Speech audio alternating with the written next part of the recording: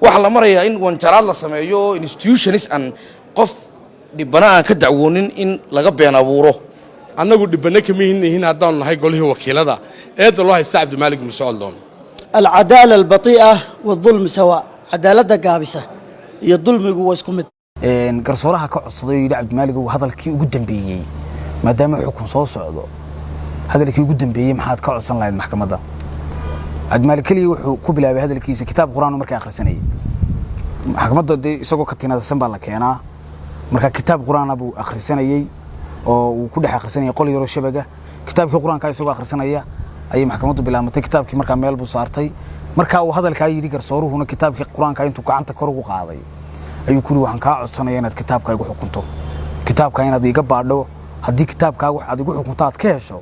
inaad igu xukunto haddaan igu xukumin inaan la dulmin hadalladii ugu saameynta badnaa bay ahaayeen uu ku xujeeyay garsoorka waxa kale oo kamid ahaa hadalladii uu ku xujeeyay wuxuu ku yiri adduunka waa laga tagayaa adduunkan waa laga tagayaa fursad baad haysataa dahabiya maanta ilaahay wuxuu ka dhigay ama maanta ilaahay madaxweynaha wuxuu ka dhigay يعني محوها ما أنت قف كتلين كرا أو جوامين كرا أو ديري كرا قالوا واحد دونيسو أو إلهي رالي قلين كرا ما أنت فساد بعد أي ستاء ورمضان دين الإسلام كقوله وروحي دين الإسلام كلا دجالام يوم مدن كقبو ورلقرن ما يجورته وجيرودو يمن يسه ويسودواتي إنه كسوه ده دواتي خاتمه ونعكسنا دوكا إنه كقتلنا ولي بمدحونه خاتمه ونعكسنا كقتله ومدن خيرك كقتله لقرن ما يتلصين ولاني ربي قال كلن هذا أمدي إسلام كجتجي لكنها كجتجي هذا يقول ما هي سينة هي قرب ما هي حرمها نوع عصا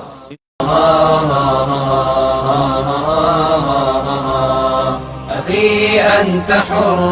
وراء السدود أخي أنت حر بتلك القيود إذا كنت بالله مستعصما فماذا يضيرك كيد العبيد فماذا يضيرك كيد العبيد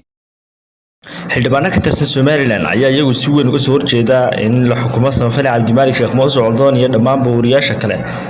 Coldoon ayay runtii bulshadu si weyn uga soo horjeesatay xariga lagula kacay isagoo muddo badan iska xidhnaa balse xukunkiisa ayaa wax badan ka bedelay bulshada halka xildhibaanada qaarkood ay si weyn ugu doodayaan dagaalo kala duwan ayaa xildhibaanada soo kala dhex galay saacadihii u dambeeyay iyo golaha baarlamaanka Soomaaliland ay isku laayeen kalfadhigii ugu dambeeyay ay isku hor yimaadeen mudanayaasha golaha wakiiladu saaxiib yar waxaan idin haynaa muuqaal hore oo Samafale Coldoon laga duubay isla markaana uu kula dardaarmay bulshadiisa iyo waliba sidoo kale dadyo kala duwan oo ka hadlaya xariga Samafale Cabdimaalig Sheekh Muuse Coldoon iyagoo runtii hadda ka hadlay xukunkiisa isla markaana si weyn uga aragtay dheeraaday xildhibaanada taabacsan isla markaana raacsan Samafale Coldoon ayaa waxa kamid ah xildhibaan Maxamed Abiib oo runtii kamid ah xildhibaanada ugu cadcad Soomaaliland waliba sidoo kale Samafale Coldoon saaxiibkiisa ayaa ka hadlay intii aan la xukumin Samafale Cabdimaalig Sheekh Muuse Coldoon saaxiibayaal muuqaalo tiro badan ayaanu idin haynaa oo si weyn u taabanaya xaaladda Coldoon ku sugan yahay intaana idin soo gudbin halkani waa kanaalka ansixinta wararka haddii aad ku cusub tahay u soo biiro ka mid noqon boqolaalka kun ee qof ee sida joogtada u hela wararka iyo warbixinada bartiin aan ku soo gudbino saaxiibayaal muuqaalka sheergalaya la wadaaga asxaabtiina dhammaan ummadda Soomaaliyeed hadda waxaad la daawataan dhammaanba muuqaalo si weyn uga turjumaya xukunka Samafale Coldoon oo runtii si weyn ay bulshadu la jahwareersan tahay masjidkan ka khudbadeeyo in waxa weeye duruusta iyo khudbadaha iyo khayrka ka socda iyo wuxuu isleeyahay waa muhim inuu duubo dadkana uu la wadaago aan waxa weeye ku aqaanay xilliyada qaar intuu nagala soo qayb galo duruusta uu yiraahdo mawduuca ummadda u baahan waa duubayna nasiya dadna ardaydii iyo dadkii wax duubaya uu ka qaadanayay dacwadda iyo khayrka faafinteeda aad iyo aad baan ugu aqaanay waan xoggaal ugu ahaa waxaan kaloo ka xasuusan karaa dhinaca samafalka oo ummadda Soomaaliyeed ay ku taqaanay dibad iyo gudaba ku aanbaxay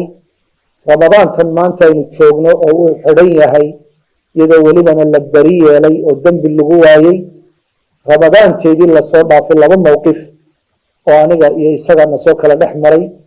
ayaan doonayaa insha allahu tacaala hadalkayga inaan kaga baxo si waxa weeye qiimihiisana loo ogaado looguna shafeeco oo ay u noqoto wax waxa weeye hawlihiisa loogu fududeeyo insha allahu tacaala waayo qofka camalkiisa wanaagsan ee horeeyey wuxuu ka anfacaa xagga dambe ayuu ka anfacaa midi waxay tahay qiso masjid islaan waxa weeye reer beraca ah oo muddo aada u badan ku taamaysa masjid inay dhisto oo maalin walba mushahaarkeeda waxa ka soo hara waxa weeye meel dhigaysay si ay mustaqbalka masjid u dhisto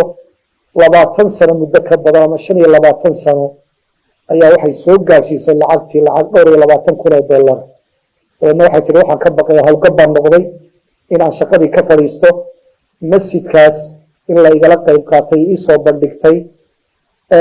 anigoo maalinkaa hawshii maqlay ayaa ilaahay amarkii masjidkaana ku tukanaya waxaa ii yimi cabdimaalik muuse caldoon iyadoo warkaasi igu cusub yahay wuxuu uhi nin muxsina oo soomaaliyada sacuudiga igala soo hadlay ayaa hooyadii u waqfay 5 kun oo dollar in meel loo geliyo maxaad igula talinaysa qisadii xalay layla wadaagay baan u sheegay 5 kun isagoo aan ka kicin meeshii ayuu gacanta iga geliyey masjidkiina maanta ilaahay mahadi caawa ama habeen dambe ayaa albaabada loo furaya waana dhammaaday ilaahay mahadi islaantiina waa joogtaa qisada labaad waxaa kala qayb galay ramadaantii lasoo dhaafay munaasabado kala duwan oo raashin badan uu ku qaybinayo oo dad badan oo dan yara uu isu keenay oo aan goobjoog u ahaa waxaan xaadir u ahaa isagoo ila soo xidhiidhay oo yidhi laasacaanood iyo garowe ayaan ku socdaa culimadii iyo akhyaartii halkaa joogtay inaad igu xidhaan doonayaa waxaan goobjoog u ahaa nin laasacaanood jooga inuu igu yimi oo ama magaalada jooga howlo dacwadeed u jooga inuu waxa weeye raashin badan iyo khayr badan uu ku qaybiyey waxaan u warhayay isagoo garowe u gudbay oo sidaasoo kale wax badan ku qaybiyey iyo dee acmaal badan oo aynaan soo koobi karin dadka uu guryaha u dhisay ee danyartaa dadka xanuunsanaya ee uu dadka ula hadlay ee dibad iyo gudaba lagu soo daweeyey iyo dee waxyaabo badan oo cid waliba ay ku og tahay samafalkiisii waxaan leeyahay insha allahu tacaala maamulka ka codsanayaa somaliland ka codsanayaa garsoorihii iyo maxkamaddii waxa weeye bari yeeshay in mar haddii waxaasoo khayra aynu ku ognahay dembigiina laga bari yeelay in xorriyaddiisa si deg dega insha allahu tacaala loogu soo celiyo